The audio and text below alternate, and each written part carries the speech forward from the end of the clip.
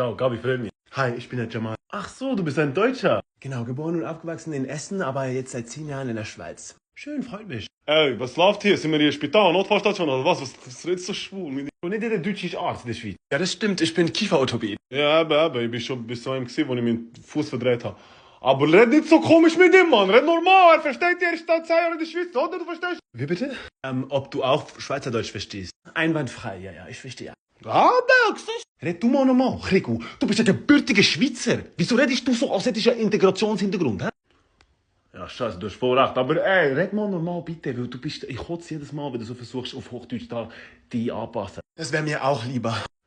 Du hinterhältige, billige Arbeitskraft, ich hab die wollen schützen, Mann, ich bin auf deiner Seite. Rasch, wir sind immer undankbar. Sie haben sich noch nie bedacht, dass wir uns draus gehalten haben damals. 2 Millionen wertaugliche Soldaten haben wir zurückgehabt damals.